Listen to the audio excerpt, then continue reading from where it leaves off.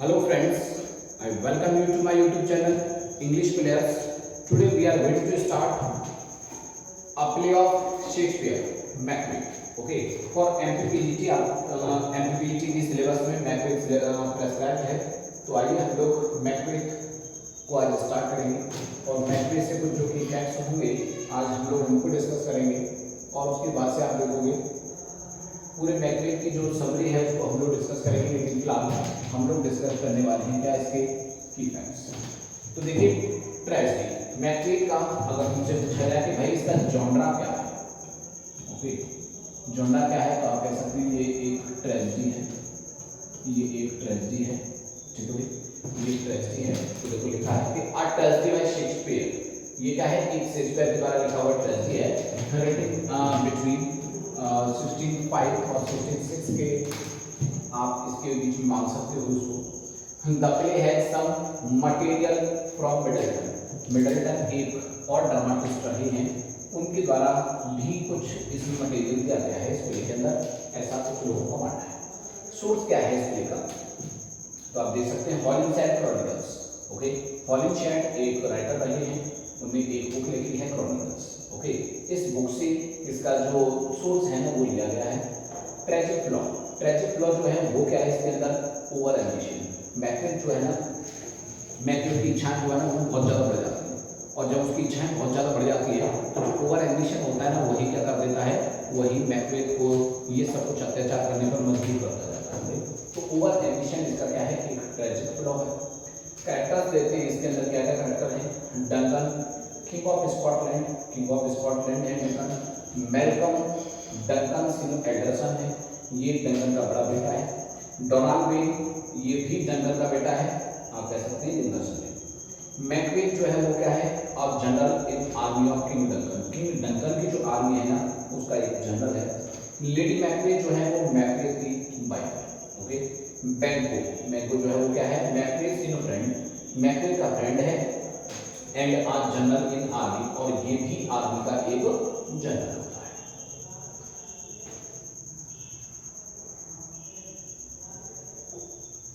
Next देखेंगे फिलियास। Okay एक character आता है फिलियास, और फिलियास कौन है भाई, ये बैंको का बेटा है। ओके फिलियास कौन है, बैंकोस सन, बैंको का बेटा है। उसके बाद आप देखोगे तो मैकडफ कौन है, किंग ऑफ फाइव एक जगह का नाम है, ये क्या है ये एक प्लेस है और उस जगह का नेम है फाइव।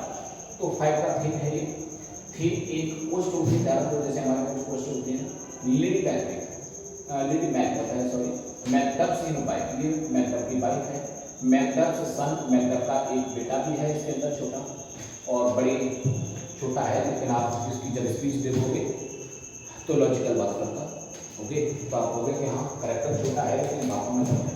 ओके तो इसकी जब मैकडफ को छोड़ करके यानी क्या होता है बाहर जाता है इंग्लैंड के लिए, अपनी वाइफ और बच्चे को छोड़ जाता है, तो उसके बाद से जो मैकबेथ है ना वो अपने कुछ लोगों को भेज करके उनको भी इनकी हत्या करवाना चाहता है। तो उस टाइम पर लेडी मैकडफ जो है ना मैकडफ को जो उस समय पर बड़े ताने मारती है कि ऐसे समय पर कोई हस्बैंड अपनी वाइफ को छोड़ करके जाता है क्या, आप किसी बच्चे को छोड़ के जाता है ऐसे टाइम पर जब उनको सबसे ज़्यादा जरूरत हो उसकी।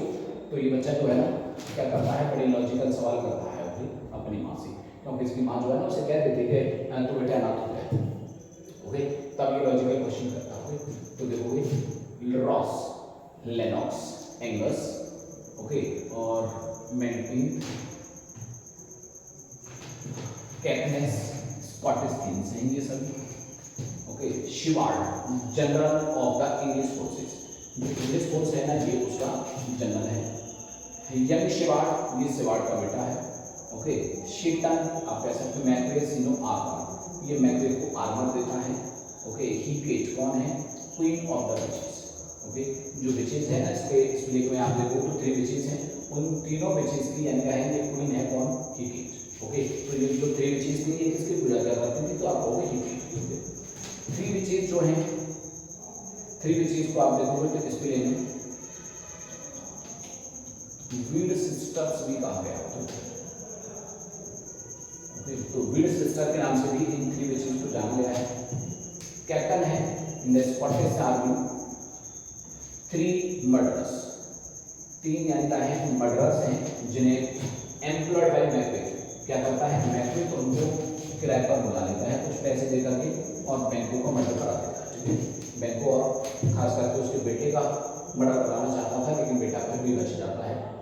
2 मर्डरर्स अटैक लेडी मैकबेथ, क्या होता है कि 2 मर्डरर्स हैं जो लेडी मैकबेथ को अटैक करने के लिए जाते हैं। पॉटर है इसके अंदर, okay, gate keeper at Macbeth in home, ये मैकबेथ को होम का क्या है गेट कीपर है, लेकिन ये क्या करता है अपने आप को ऐसे अज्यूम करता है जैसे मानो he is the gatekeeper of hell, ये नर का क्या है पहले पॉटर। डॉक्टर, एक डॉक्टर है जो लेडी मैकबेथ केयर टेकर है, जो क्या करता है लेडी मैकबेथ जब थोड़ा सा आप देखोगे मेंटली डिस्टर्ब हो जाती है, ओके, तो उस समय पर उसको देखने के लिए आता है और जब वो देखता है तो लेडी मैकबेथ के अजीब हरकतों को देखता है तो वो बोलता है कि लेडी मैकबेथ को इस समय दवा की नहीं दवाओं की ज़्यादा जरूरत है। ओके, तो ये डॉक्टर है। उसके बाद से देखोगे आप लॉर्ड अपोज टू मैकबेथ, कुछ लॉर्ड हैं जो मैकबेथ के खिलाफ है।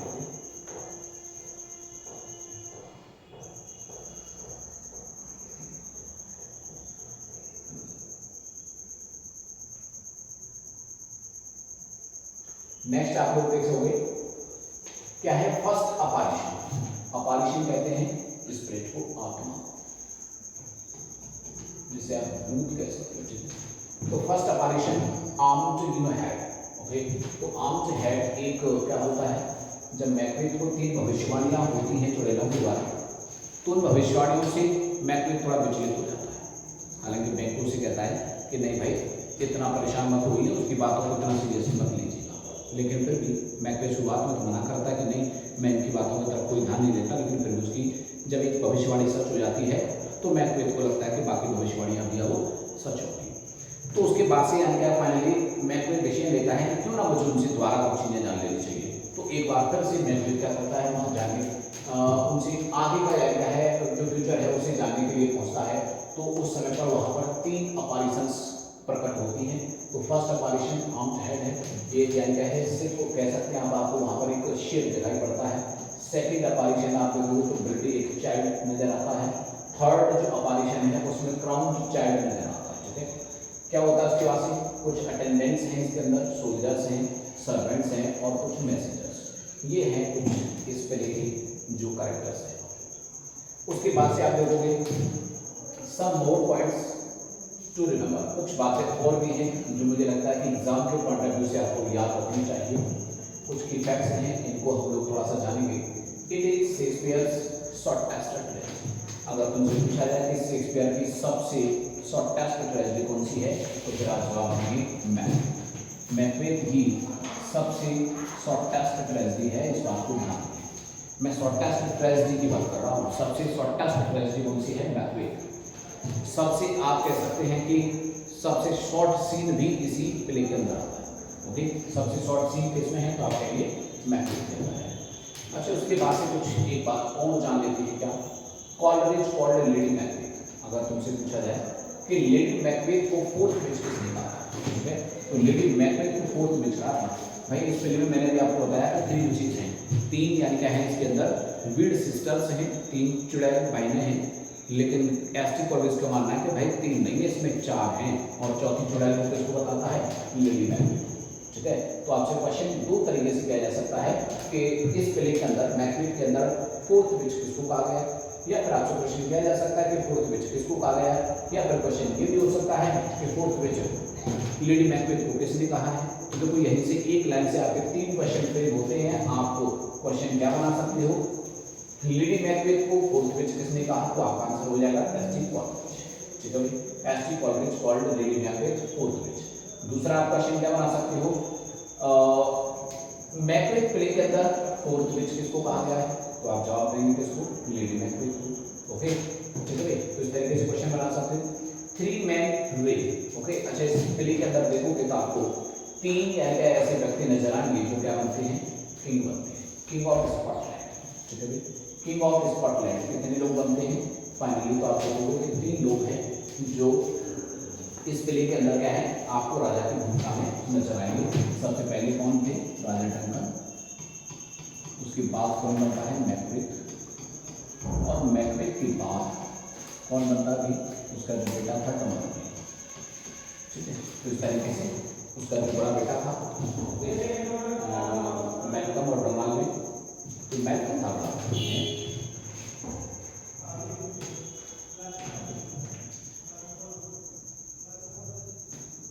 अच्छा, उसके बाद से आप देखोगे तो क्या थ्रू आउट द प्ले, यानी कि इस प्ले के अंदर 3 राजा जो होते हैं ना उनका शासन देखने को मिलता है। मैक्बेथ मीन्स, अच्छा मैक्बेथ का मीन क्या है, आपको ये थोड़ा सा अगर क्वेश्चन पूछ लिया जाए, थोड़ा सा आप कह सकते हैं कि डीप पॉइंट है, इंटरव्यू में डाल दिया तो आप कह सकते हैं son of life. Okay, son of life, तो इस प्रकार से आप देख सकते हैं कि मैक्बेथ को सन ऑफ लाइफ भी कहा जाता है। ओके, मतलब इसका मीन निकाल सकते हैं आप। The play Macbeth has some non Shakespearean material.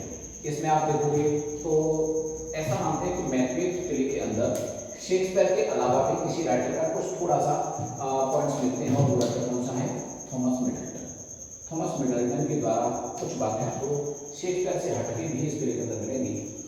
मैक्बेथ and his wife must have had at least one child. अच्छा, वैसे तो रियल में देखोगे प्ले में तो ऐसा जिक्र नहीं है, प्ले में तो ऐसा जिक्र नहीं है कि लेडी मैक्बेथ का, और आप कह सकते हैं कि मैक्बेथ का कोई बेटा था, लेकिन रियलिटी में अगर आप कुछ लाइनें पढ़ते हैं तो आपको पता चलेगा कि रियल में उसका एक बेटा था।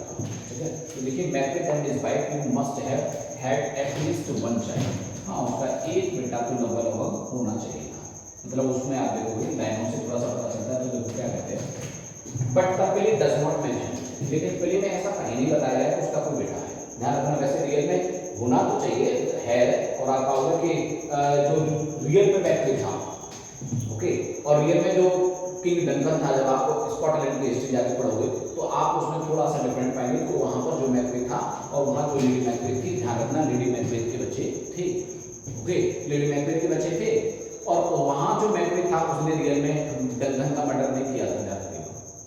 ओके, डंकन का मर्डर नहीं किया था, यानी कि उसमें आप देखो तो मैक्बेथ इतना बुरा इंसान नहीं था कि अपने शासक पाने के लिए उसने राजा को मर्डर कर दिया, ऐसा नहीं था। वो शेक्सपियर का क्रिएशन है, शेक्सपियर ने दिखाने का प्रयास किया। ठीक है भाई, तो क्या है क्या गई, we can only infer from the Lady Macbeth speech. अच्छा, लेडी मैक्बेथ की एक स्पीच है, उस स्पीच से हम लोग क्या कर सकते हैं, इन्फर कर सकते हैं, थोड़ा सा समझ सकते हैं कि हाँ भाई लेडी मैक्बेथ का एक बेटा है। क्या कहती है व्हेन शी सेज, जब वो क्या कहती है कि I have given such and know how tender TISS to love the babe that milks me.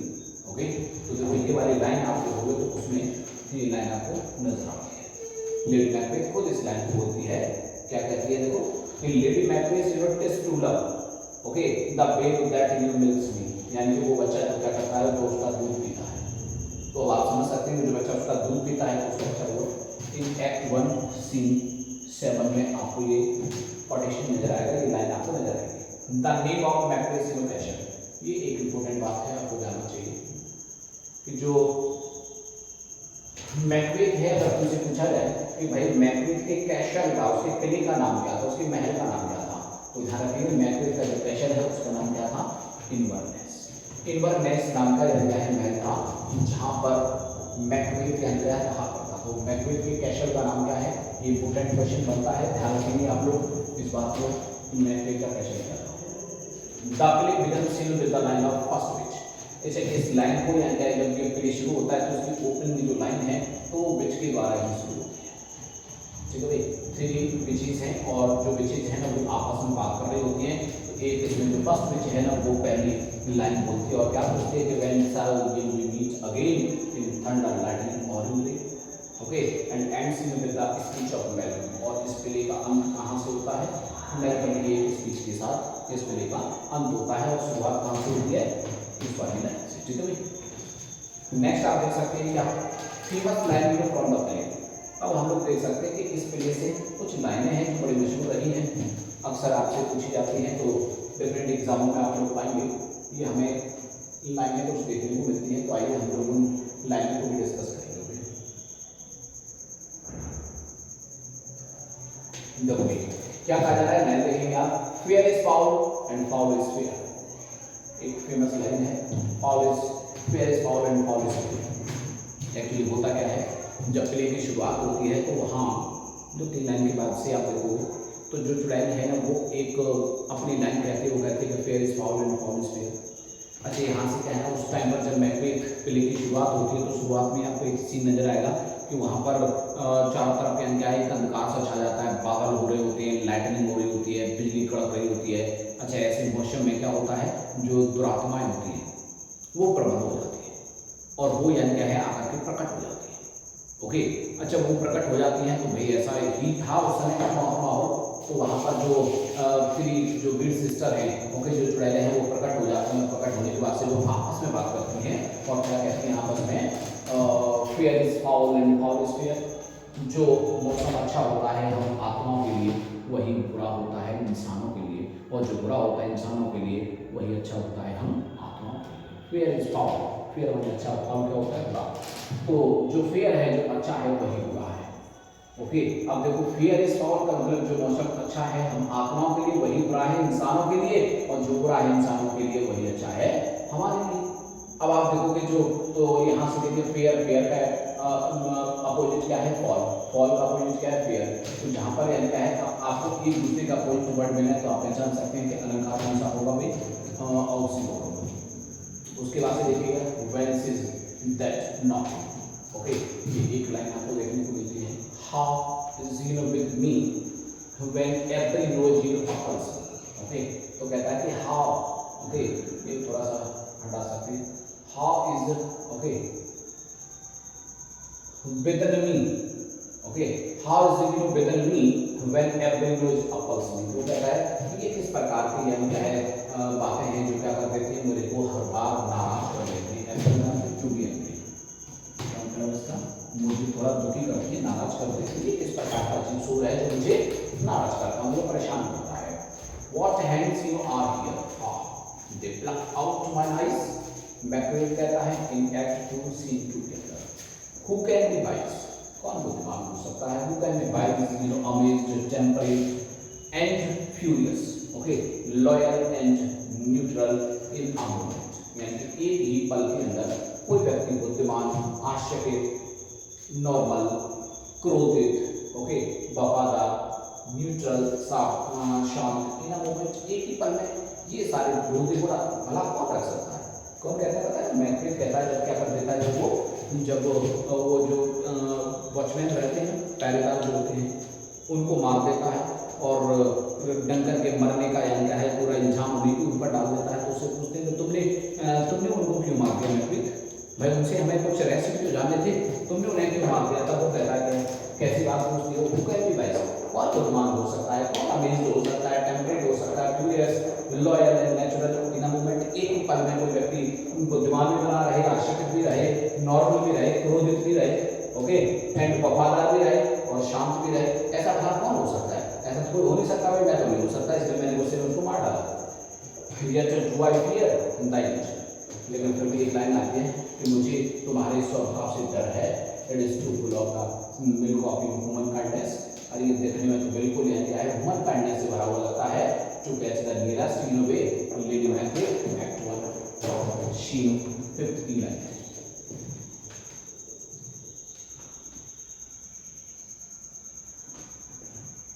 Next line में वो क्या है देखिएगा, there is no art to find the mind's in construction. देखिए भाई बहुत अच्छी लाइन है, ओके, और क्या कहती है लाइन जरा समझने का प्रयास करेंगे। देयर इज नो आर्ट, क्या कोई ऐसी कला नहीं to find the mind's construction कि व्यक्ति के दिमाग में क्या चल रहा है इसका पता किया जा सके। तो कौन कहता है इसको? King Duncan.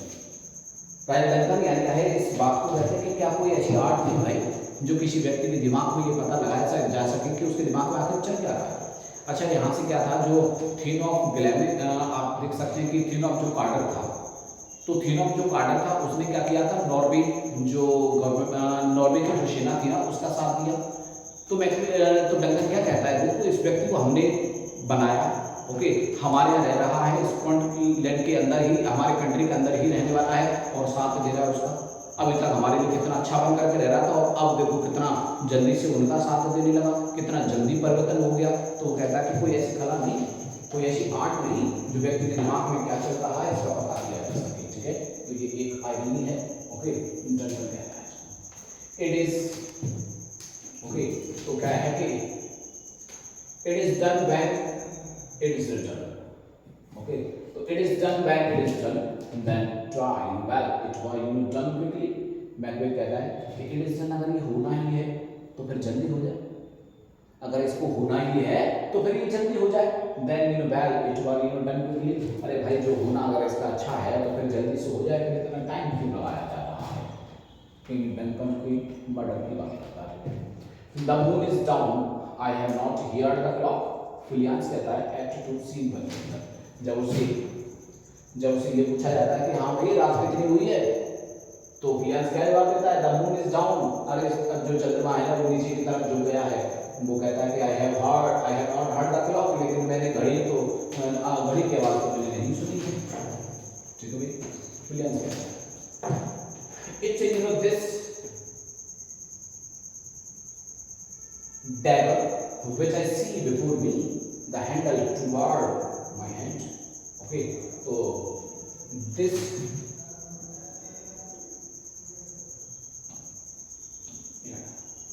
is this dagger which I see before me. अच्छा ये कौन कह रहा है, जो मैकबेथ है ना, तो मैकबेथ को क्या होता है, मैकबेथ को जब लेडी मैकबेथ जो है ना वो उसे प्रेम कर लेती है, तैयार कर लेती है कि वो राजा डंकन का मर्डर करेगा, तो उसके बाद से क्या होता है कि खंजर उसको एक दिखाई पड़ता है, और वो खंजर क्या था, जो राजा जो डंकन था ना उसके दरवाजे उसके महल की तरफ संकेत करता है। तो मैकबेथ को जब ये दृश्य दिखाई देता है तो मैकबेथ बोलता है इज दिस डैगर, क्या ये खंजर ही है, which I see before me, जो मुझे मेरे सामने नजर आ रहा है, the handle towards my hand, और इसका हैंडल मेरे हाथ की तरफ है, कम लेट मी क्लच दी, और मैं ये मुझसे कह रहा हूँ कि कम आओ, लेट मी क्लच दी, और मुझे यानी क्या है आकर के पकड़ लो और क्या कर दो, राजा डंकन का मर्डर कर दो।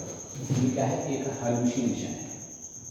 ओके, हेलुसिनेशन यानी कि उसका एक स्वप्न टाइप का सा एक दृश्य है। ठीक है, मैसेज एक्ट 2 सीन 1 की बात है। देखो, things without all remedy should be without regard what's done is done, leading Macbeth कहती है act 3 scene 2 के।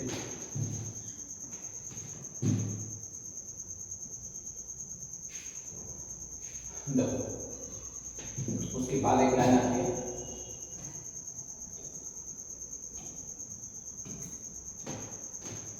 क्या लाइन है, देखो, here is the smell of the blood still, अभी भी उसके हाथों पर क्या है, खून की वो है।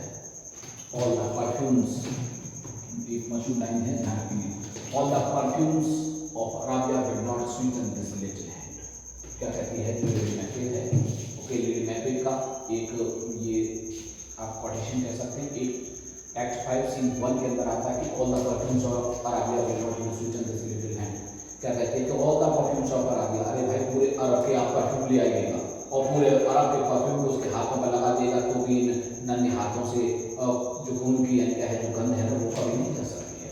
Okay, what's done can not be undone, अब जो हो गया है उसे मिटाया नहीं जा सकता। लेडी मैकबेथ कहती है एक्ट 5 और एक्ट 5 और सीन 1 कहता है tomorrow and tomorrow and tomorrow creeps in this petty pace from day to day. ये भी एक अच्छी लाइन है।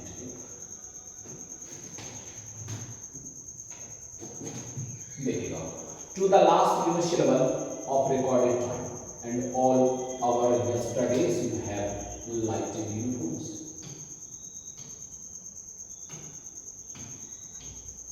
Okay, the way to dusty death, recall line देख सकते हैं, the way to dusty death out brick candle, ये line बहुत मशहूर है, आप देखोगे, out brick candle, life is but a walking shadow, a poor player that is tools and infractions are upon the stage and then is here no more. Okay, ये line जो है काफी कुछ मशहूर है, आप ध्यान रखेंगे। Okay, it is a tale told by an idiot, ये एक बड़ी मशहूर लाइन है। It is a tale told by an idiot full of sound and foolish signifying nothing. देखिएगा, ये भी एक अच्छी लाइन है। मैकबेथ कहता है एक्ट 5 सीन 5 के अंदर, शो दे डबली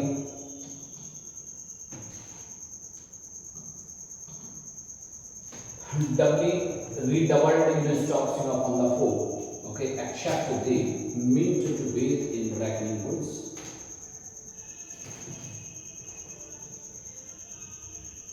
Next time देखोगे memorize another Golgotha, okay, memorize Golgotha.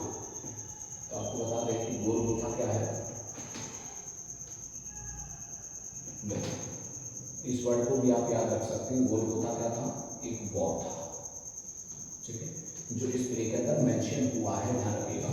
और इस प्ले का मेंशन कहाँ से हुआ है? तो आप कहेंगे बाइबल से। बाइबल के अंदर गोलगोथा का एक यानी क्या है युद्ध हुआ। उस युद्ध में आप देखोगे तो बड़ी भयानक तरीके से यानी क्या हुआ था, यानी क्या जो युद्ध हुआ।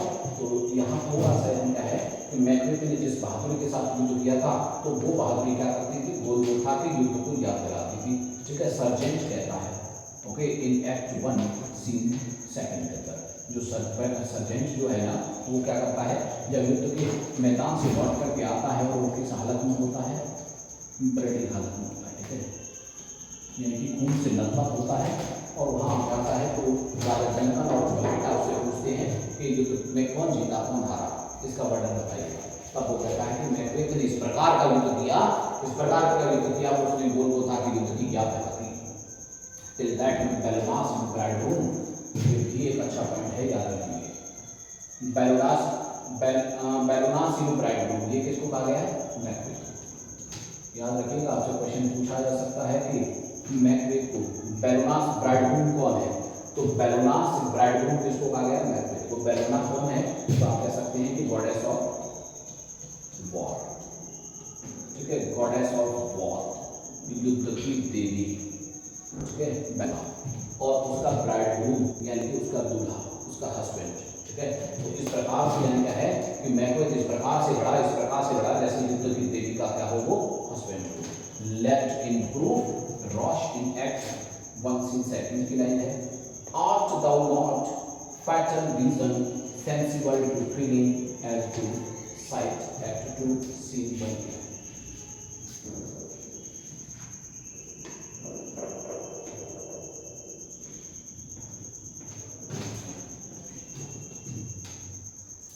ओके, तो ये प्ले मैकबेथ से कुछ इंपोर्टेंट क्वेश्चंस थे जो मैंने यहाँ डिस्कस किए हैं। कुछ लाइनें और उसकी जो शम्मिल होगी, मैं नेक्स्ट वीडियो में फिर से इसी क्वेश्चन से लेकर के आऊँगा। तब तक के लिए आप ये मैकबेथ के कुछ क्वेश्चंस जो की फैक्ट्स मैंने दिए उनके लिए तैयार करें। Thank you, bye.